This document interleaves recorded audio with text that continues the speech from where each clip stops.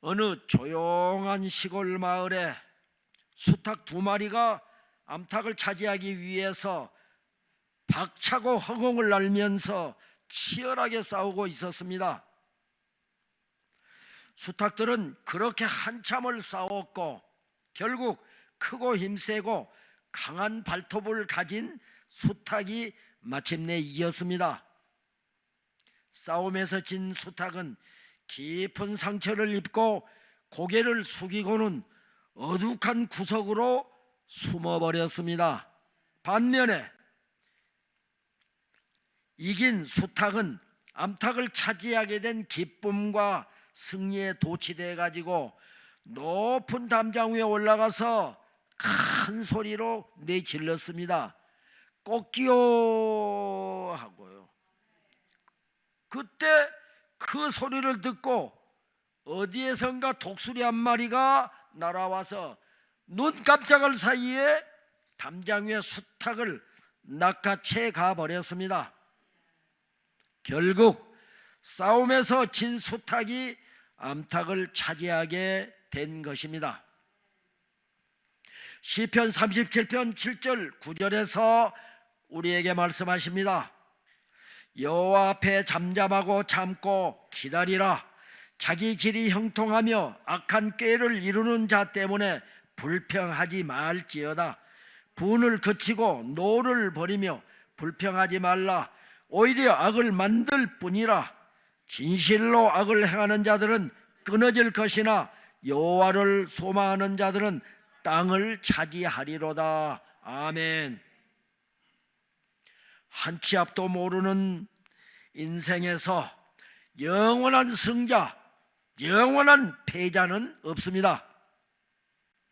오늘의 승자가 내일의 패자가 될 수 있고 거꾸로 오늘의 패자가 내일의 승자가 될 수 있습니다.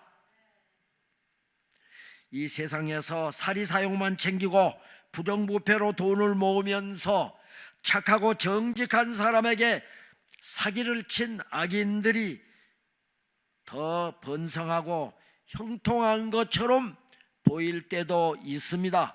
또 실제 그런 사람들이 있습니다. 반면에 예수 잘 믿고 봉사도 열심히 하고 착하고 사람을 잘 믿는 사람들은 오히려 사기만 당하고 병들고 따돌림 당하고 가난하게 될 뿐만 아니라 어려운 처지에 빠지기도 합니다. 오히려 오래 살아야 될 사람은 빨리 죽고 빨리 죽었으면 하는 사람은 오래 살기도 합니다. 착한 사람이 억울하게 핍박을 겪고 악한 사람이 오히려 형통하는 그런 시대입니다. 그런 세상을 향해서 예수님께서 이렇게 말씀하십니다. 잠언 24장 19, 20절에서 말씀합니다. 너는 행악자들로 말미암아 분을 품지 말며 악인의 형통함을 부러워하지 말라. 대저 행악자는 장래가 없겠고 악인의 등불은 꺼지리라. 아멘. 그래서 사람들은 예수님께 따지듯이 물었습니다. 아니 예수님, 왜 악인을 그대로 두십니까? 욕심부리지 않고 정직하고 신실하게 사는데 왜 가라지 같은 사람들한테 우리 예수 믿는 사람이 당하면서 그렇게 힘들게 살아야 합니까? 하나님이 이 세상의 주인이시라면 왜 악이 버젓이 판을 치도록 내버려 두는 것입니까? 이러한 질문에 대한 예수님의 대답이 무엇일까요? 마태복음 13장 30절에서 말씀하십니다. 둘 다 추수 때까지 함께 자라게 두어라. 추수 때 내가 추수꾼들에게 말하기를 가라지는 먼저 거두어 불사르게 단으로 묶고 곡식은 모아 내 곡간에 넣으리라 하리라. 아멘. 예수님의 말씀은 농사 상식과는 너무나도 다른 말씀입니다. 저도 농사를 초등학교 6학년 때 집에 있으면서 많이 따라다녀 봤습니다. 농사 상식에 의하면 가라지는 일찍 뽑으면 뽑을수록 좋습니다. 그래야 알곡이 더 많은 영양을 섭취하면서 잘 자라서 많은 수확을 거둘 수가 있습니다. 그런데 예수님께서는 그 추수 때까지 그냥 알곡과 가라지가 함께 자라도록 내버려 두라고 하십니다. 왜 추수 때까지 두라고 말씀하실까요? 하나님은 100개의 가라지보다 한 알의 알곡에 더 깊은 관심을 가지고 계시고 또 그 알곡 하나를 더 사랑하시기 때문입니다. 하나님의 초점은 언제나 알곡에 있습니다. 하나님은 알곡을 하나도 잃지 않고 싶으신 것입니다. 그러니까 사랑하는 자녀를 하나도 잃고 싶지 않다는 것이 우리 하나님 아버지의 마음입니다. 하나님께서 당장 악을 멸하시지 않는 또 다른 이유가 있습니다. 그것은 인내를 통해서 의인을 연달할 수 있다면 그것을 통해 멋진 알곡을 거둘 수 있기 때문입니다. 가라지가 내 곁에 있다는 것은 괴로운 일이긴 합니다. 그러나 그것은 내가 더욱더 긴장된 삶을 살아가게 하고 더욱 하나님을 의지하게 할 뿐만 아니라 내가 더욱 나 자신을 돌아보면서 순수한 신앙으로 더 하나님을 사랑하는, 하나님을 가까이 하는 신앙으로 나를 인도하고 살아가게 만듭니다. 그러는 사이에 나도 모르게 예수님을 더욱더 닮아가게 됩니다. 가라지 때문에 오히려 더 하나님 앞에 기도하게 되고 기도하는 가운데 내 성품이 예수님을 본받아서 닮아가게 됩니다. 그리고 세상 끝날에는 천사들이 와서 바로 악을 풀무불에 던져 넣는다고 말씀을 합니다. 그리고 의인인 온유한 자들은 땅을 차지하고 이 세상에서 풍성하게 화평을 누리고 나누면서 살게 됩니다. 시편 37편 10절 11절에서 말씀합니다. 잠시 후에는 의인이 없어지리니 내가 그곳을 자세히 살필지라도 없으리로다. 그러나 온유한 자들은 땅을 차지하며 풍성한 화평으로 즐거워하리로다. 아멘. 고기를 잡는 어부가 그물을 던져 고기를 잡습니다. 그물 안에는 여러 종류의 고기가 잡히지만은 육지에 도착하게 되면 즉시 좋은 고기와 나쁜 고기를 가려냅니다. 이렇듯 세상 마지막 날 천사들이 악인과 의인을 구분하여 악인은 불못불에 던져 넣습니다. 하나님은 사랑의 하나님이시지만 공의의 하나님이십니다. 추수 때까지 기다려 시간과 기회를 주시지만 마지막 날에는 반드시 심판을 하십니다. 우리 모두 지금 보이는 악인의 형통함을 부러워하지 말고 참고 기다리는 자에게 복을 주시는 하나님을 의지하면서 더욱 하나님을 사랑하고 말씀에 순종하며 우리가 살아가야 할 이유입니다. 그런데 세상 사람들은, 교회 다니는 사람, 우리 그리스도인들은 무언가 다르기를 기대합니다. 자기들은 온갖 악을 저지르고 대충대충 살면서 그래도 예수 믿는 사람한테는 한 가닥의 희망과 기대가 있다는 것입니다. 예수님처럼 선하고 인자하고 오래 참기를 바라면서 그걸 악용하기도 하고 사람들과 별 차이가 없으면 실망하고 심지어는 욕까지 되기도 합니다. 교회 다닌다고 어느 날 갑자기 예수님 같은 성인이 되거나 갑자기 말과 행동과 인격이 달라지지는 않습니다. 그것은 죄인이었던 인간의 본성이 하루아침에 없어지지 않기 때문입니다. 그러함에도 예수 믿고 구원받은 우리는 예수님을 닮아가기 위해서는 나의 의의를 죽이고 교만과 욕심을 버리고 끊임없이 노력하고 훈련하고 성경 말씀대로 살도록 기도하고 성령님의 도우심을 바라야 합니다.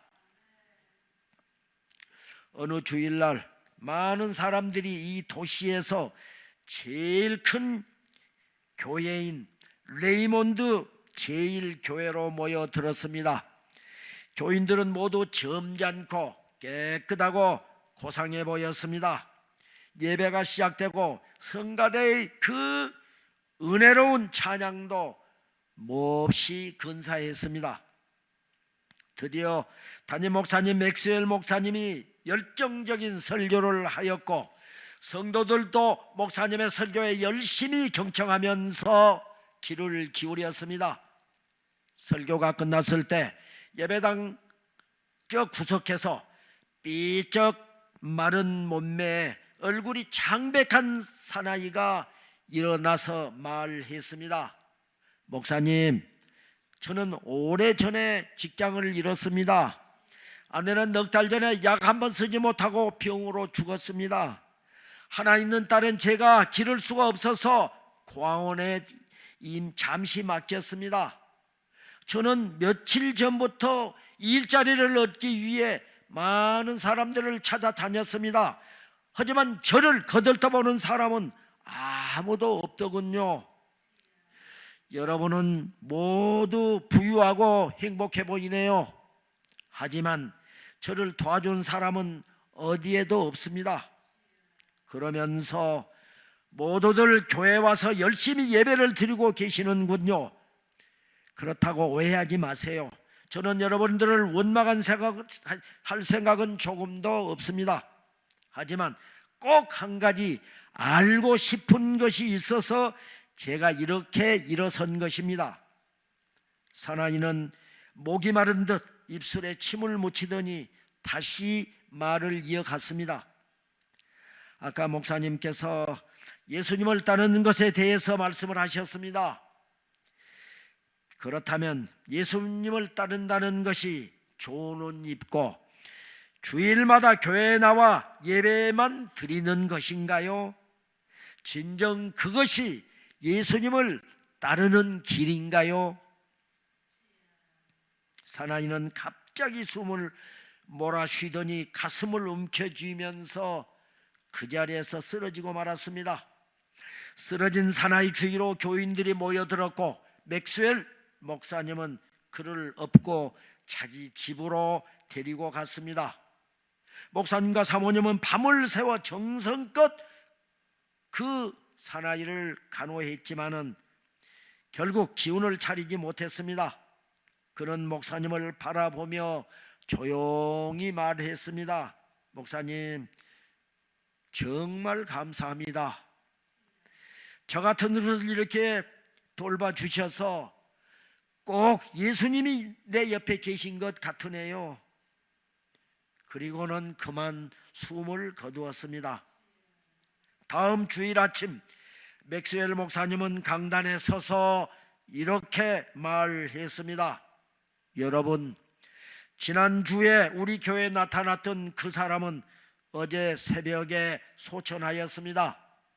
저는 그 사람이 우리에게 했던 말이 너무나 큰 충격을 받았습니다. 진정으로 예수님을 따른다는 것은 과연 어떤 것일까요? 저는 많은 고민을 했고 많은 생각을 했고 이제 제가 한 가지 생각을 하고 여러분에게 제안을 하겠습니다. 앞으로 1년 동안 어떤 일을 하기 전에 반드시 예수님이라면 어떻게 하실까라는 질문을 자신에게 던져 보기로 결심을 우리 다 같이 해봅시다. 그리고 예수님께서 하시리라고 생각되는 대로 행동하기로 우리 한번 해봅시다. 제 말에 동의하신 분들은 예배 후에 1층 교육관으로 모여주시기 바랍니다. 예수님처럼 산다는 말에 사람들은 힘들고 불가능한 일이라면서 말도 안 된다고 여기저기서 웅성거렸지만은 그래도 한번 도전하고자 하는 사람들 50명이 모였습니다. 그들은 1년 동안 돈과 명예를 얻을 수 있는 기회라 할지라도 예수님이 기뻐하시지 않는 일은 하지 않았고, 사업의 위기와 주변 사람들의 반대와 비아냥거림을 당해야 했습니다. 그러나 점점 그들의 뜻을 알게 된 사람들이 힘을 합해가지고 도와주었습니다. 진정으로 예수님을 따르기로 결심하는 사람들도 점점 늘어갔습니다. 어렵고 힘든 일도 많이 있었지만 모두가 합심해서 기도하고 서로 돕고 협력함으로 인해서 그 교회에 많은 축복이 돌아왔고, 또 많은 사람들이 힘을 얻고, 또 그렇게 삶으로 인해서 아버지 힘을 얻었습니다. 결국 하나님의 은혜로 그 교회는 많은 축복을 받았다는 것입니다. 이 이야기는 찰스 멀로 쉘던 목사님의 What would Jesus do? 즉 예수님이라면 어떻게 하실까란 책에 나온 이야기입니다. 우리 그리스도인들은 보잘것없는 나를 죄에서 구원해 주신 예수님의 은혜에 감사하며 예수님의 계명을 따르려고 노력하고 선하고 착한 행실로 하나님이 기뻐하시는 삶을 살아야 합니다. 예수님처럼 생각하고 예수님처럼 말하고 예수님처럼 행동하고 예수님처럼 결정하는 것, 이것이 말처럼 과연 쉬울까요? 가능할까요? 눈에 보이는 이익과 돈과 명예를 포기하고 예수님처럼 과연 살 수 있을까요? 신앙과 실제 삶이 일치하지 않는 사람들을 우리는 쉽게 비난할 때도 있습니다. 과연 나는 어떤 삶을 살고 있나요? 다른 사람을 정죄하고 비난할 자격이 있으신가요? 그럼 어떻게 해야 예수님처럼 온전한 자리에 나아갈 수 있을까요?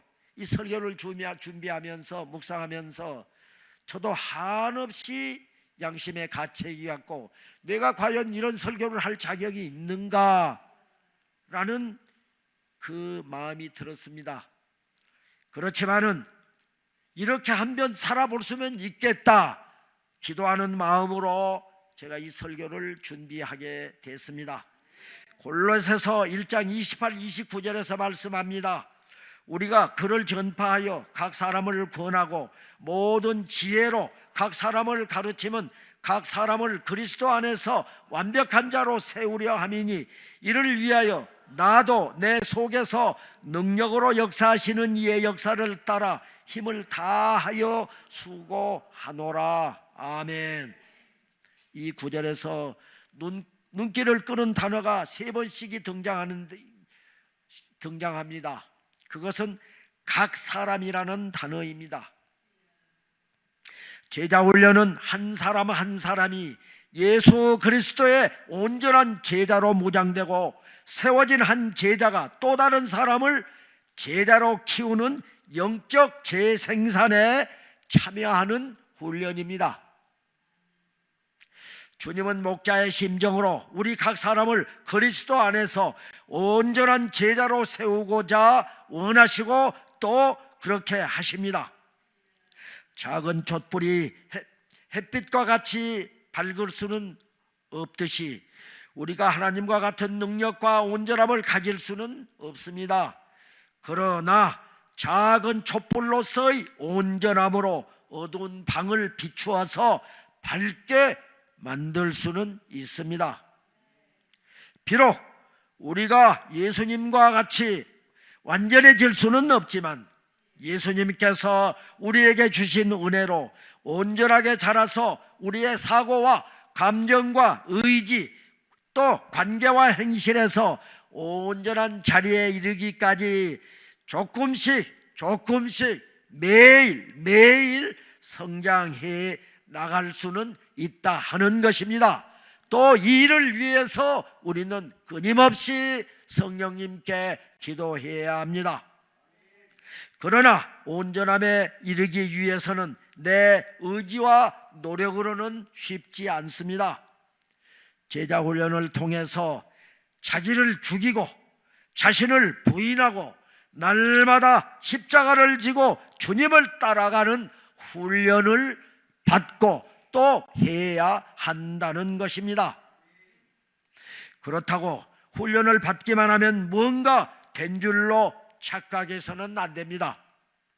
제자 훈련은 자아 실현을 위한 신앙 프로그램이나 자랑하기 위한 스펙이 아닙니다. 제자 훈련은 나 자신을 날마다 죽이고 부인하는 훈련, 그것이 바로 제자 훈련입니다. 그렇다면 과연 교만하기 짝이 없고 연약하고 부족한 우리가, 아니 내가 이런 온전함에 이를 수가 있을까요? 그렇죠. 완벽한 사람은 없습니다. 그러나 우리는 주 예수 그리스도를 따르기를 원하고 하나님 앞에 고백하고 서원한 사람들입니다. 우리 주 예수 그리스도의 제자가 되기를 간절히 원하고 있는 사람들입니다. 왜냐하면 이 세상에서 가장 가치 있는 소중한 삶이 곧 예수 그리스도의 제자로 사는 삶이기 때문입니다. 우리가 지금 당장은 보기에 온전하지 못할지라도 자신의 부족함을 항상 인정하고 이를 채우고자 성령님께 간절히 기도하고 의지하면서 온전함을 향해서 한 걸음 한 걸음 나아가야 할 이유입니다. 오늘 본문은 예수님께서 오늘 나에게 나를 따르라고 말씀을 하십니다. 나를 따르라는 의미가 무엇일까요? 제자로서 예수님을 따르려면 어떻게 해야 할까요? 첫 번째, 자기를 부인하라고 말씀하십니다. 본문 23절 상반절을 읽겠습니다. 또 무리에게 이르시되 나를 따라 오려거든 자기를 부인하고. 아멘. 말씀하고 있는 것처럼 우리가 주님을 따르려면 자기를 부인해야 합니다. 이는 자기 자신의 존재를 부인하는 자가 예수 그리스도의 참된 제자로 살 수 있다는 것입니다. 그렇다면 어떻게 존재하고 있는 자기가 없다고 부인해야 할까요? 마태복음 6장 24절에서 말씀하신 것처럼 우리 안에는 두 주인을 둘 수 없기 때문입니다. 우리는 자신을 주인으로 모시고 살든지 아니면 예수 그리스도를 주인으로 모시고 살든지를 결정을 해야 합니다. 내가 없어지지 않으면 주 예수 그리스도가 내 안에서 온전히 주인으로 드러나지 못하기 때문입니다.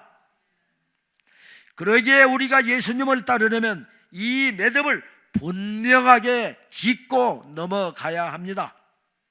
그러니까 예수 그리스도 안에 살고자 하는 자는 철저하게 자기 자신을 외면해야 합니다. 이미 예수 그리스도와 함께 십자가에 못 박혀 죽은 자신을 살아있다고 주장할 수도 없기 때문입니다. 주님께서 우리에게 말씀하십니다. 갈라디아서 2장 20절에서 20절을 보겠습니다. 내가 그리스도와 함께 십자가에 못 박혔나니 그런즉 이제는 내가 사는 것이 아니요 오직 내 안에 그리스도께서 사시는 것이라. 이제 내가 육체 가운데 사는 것은 나를 사랑하사 나를 위하여 자기 자신을 버리신 하나님의 아들을 믿는 믿음 안에서 사는 것이라. 아멘. 죄 가운데 태어난 우리 육체는 예수 그리스도를 영접한 믿는 순간 십자가에 못 박혀 죽는 엄청난 일이 벌어집니다. 그러기에 자기 자신에 대한 철저한 부정과 포기만이 예수님 안에서 존재할 따름입니다. 내 자신이 죽어 없어져야 예수 그리스도를 얻을 수 있다는 것입니다. 내가 죽어져야 주님이신 예수 그리스도가 온전히 내 안에서 주권을 행사하실 수 있습니다. 우리 자신이 살아있는 한 온전한 믿음도 온전한 순종도 있을 수 없습니다. 그러나 이것은 결코 쉬운 일은 아닙니다. 자기를 부인하고 예수 그리스도를 따르는 삶은 늘 자기 자신과의 끊임없는 싸움입니다. 여전히 죄를 가까이하고 여전히 죄를 즐기려고 드는 육체와의 끊임없는 전쟁이 있어야 합니다. 주님께서는 말씀대로 살 것을 명하는데 우리 자신의 육체는 그저 불순종만을 꿈꾸고 있습니다. 그렇기 때문에 우리는 노라고 분명한 의사를 밝히는 습관이 몸에 배어 있어야 합니다. 따라서 예수 그리스도의 제자로 살아가는 자는 자기 자신의 욕구를 다스릴 줄 알아야 합니다. 그러니까 오직 예수 그리스도를 주님으로 모시기 위해서는 자기 자신에 대해서 부인하고 또한 자신 안에 감추어진 온갖 욕망을 철저하게 거부하는 모습이 내 말과 또 내 삶에서 나타나야 합니다. 둘째로 자기 십자가를 지라고 우리에게 말씀하십니다. 본문 23절 하반절을 읽겠습니다. 날마다 제 십자가를 지고 나를 따를 것이니라. 아멘. 십자가는 본래 수치와 고난과 죽음의 표지요 상징입니다. 그런데 이 십자가가 예수님으로 말미암아 구원의 십자가가 됐습니다. 은총의 십자가가 되었고 승리의 십자가로 뒤바뀌게 되었습니다. 그렇다고 해서 십자가의 고통이 약화된 것은 조금도 아닙니다. 예수님께서 많은 사람들 앞에서 희롱을 당하시고 살점을 떼어내는 날카로운 채찍을 맞으신 후에 머리에 가시관을 쓰시고 무거운 십자가를 짊어지시고 죽음의 장소 골고다까지 힘겹게 올라가셨습니다. 그리고 그곳에서 대못에 박혀 십자가 위에서 사형을 당하셨습니다. 그것은 바로 내 죄를 대신해서입니다. 이처럼 십자가는 많은 고통과 멸시와 천대를 동반하는 참으로 무섭고도 무거운 것입니다. 그럼에도 불구하고 우리를 사랑하시는 주님께서는 우리에게 자기 십자가를 지라고 말씀을 하십니다.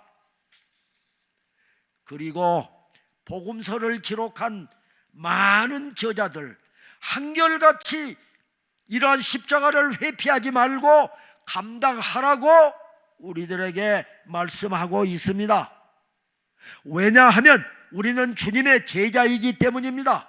또 우리는 주님의 제자답게 예수님께서 자기 십자가를 묵묵히 지시고 감당하신 것처럼 우리 자신의 각자의 십자가를 묵묵히 지고 감당할 때 나중에 지금의 고통보다도 몇 배가 되는 큰 영광이 주어지기 때문이라는 것입니다.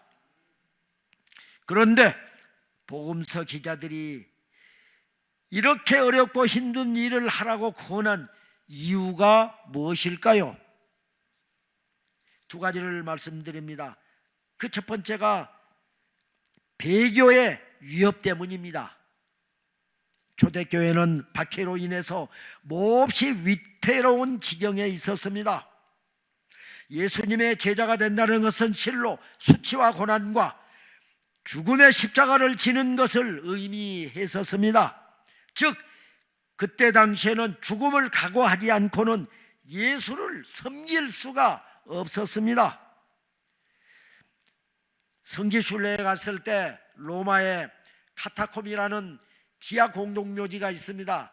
로마 주변에 그 지하 공동묘지가 40개가 있습니다. 이 예수 믿는 사람들은 박해를 피해서 생명을 유지하기 위해서 지하 공동묘지에 들어가서 시체와 함께 생활하다가 빛도 보지 못하고 거기서 다 죽어갔습니다. 그러면서도 배교하지 않고 끝까지 예수님을 붙잡고 지켰습니다. 왜 그랬을까요? 그만한 가치가 있기 때문이 아닐까요?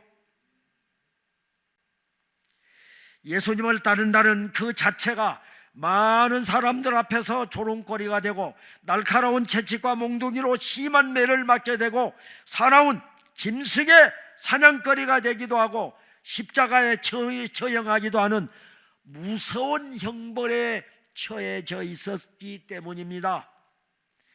이러한 상황에서 많은 사람들이 신앙을 저버리게 되었습니다. 아무리 죽은 후에 영광이 온다 할지라도 지금 당장 너무 고통스럽고 먹고 생명을 유지할 수가 없기 때문에 나약한 마음에서 넘어가고 그리고 배교를 하는 사람들이 많이 있었기 때문입니다. 이러한 상황에서 많은 사람들이 배교하고 신앙을 버리게 되었습니다. 그러므로 요한계시록은 교회들에게 처음 행위를 가지라고 2장 5절에서 말씀합니다. 그리고 죽도록 충성하라, 회개하라. 이 말씀은 어떤 경우도 참고 인내하고 배교에서 돌이키라, 배교하지 말아라, 예수님을 떠나지 말아라 하는 말씀입니다. 두 번째는 십자가를 진 후에는 반드시 승리가 따르기 때문입니다. 예수님께서 십자가의 고난을 다 당하신 후에 죽음에서 부활하셨고 승천하셔서 모든 사람의 주로서 높임을 받으셨습니다. 그분은 장차 만왕의 왕으로 이 세상에 다시 오실 것입니다. 예수님이 부활하셔서 첫 열매가 되셨듯이 우리도 지금은 고난과 고통과 박해를 받을지라도 우리도 부활해서 하나님 우편 좌편에서 우리도 영광을 보면서 살아가게 될 것이기 때문입니다. 그래서 배교하지 말아라, 참아라. 이 세상은 잠시 잠깐이다. 아침에 나타나는 안개가 낮에 해가 뜨면 없어지는 것 같이 금방 지나간다. 로마서 8장 17, 18절에서 말씀합니다. 자녀이면 또한 후사, 곧 하나님의 후사요 그리스도와 함께한 후사니 우리가 그와 함께 영광을 받기 위하여 고난도 함께 받아야 될 것이니라. 생각한데 현재의 고난은 장차 우리에게 나타날 영광과 좋게 비교할 수 없도다. 아멘. 또 로마서 8장 18절에서도 말씀합니다. 생각한데 현재의 고난은 장차 우리에게 나타날 영광과 비교할 수 없도다. 그러면서 로마서 8장 37절에서는 그러나 이 모든 일에 우리를 사랑하신 이로 말미암아 우리가 넉넉히 이긴다라고 말씀을 하고 있습니다. 그러니까 십자가는 배교의 위협이 있지만은 십자가를 진 후에는 반드시 승리가 보장되어 있음을 우리는 믿고, 어떤 힘들고 어려운 상황이 온다 할지라도 우리는 배교하지 말고 끝까지 예수님 붙들고 예수님을 더 가까이 하면서 동행하는 삶을 살아야 할 이유입니다. 그런데 주님을 따르려면 때때로 만나는 수많은 고난들이 있습니다. 그것은 자기를 부인할 때가 있습니다. 해야 될 때가 있습니다. 자기 십자가를 져야 할 때도 있습니다. 하나님께서 사도 바울을 통해서 우리에게 말씀을 하십니다. 로마서 5장 3절 4절을 보겠습니다. 다만 이뿐 아니라 우리가 환난 중에도 즐거워하나니 이는 환난은 인내를, 인내는 연단을, 연단은 소망을 이루는 줄 알미라. 아멘. 그렇습니다. 우리가 힘들어도 인내해야 합니다. 아무리 힘들어도 억지로라도 주어진 십자가를 지고 나아가야 합니다.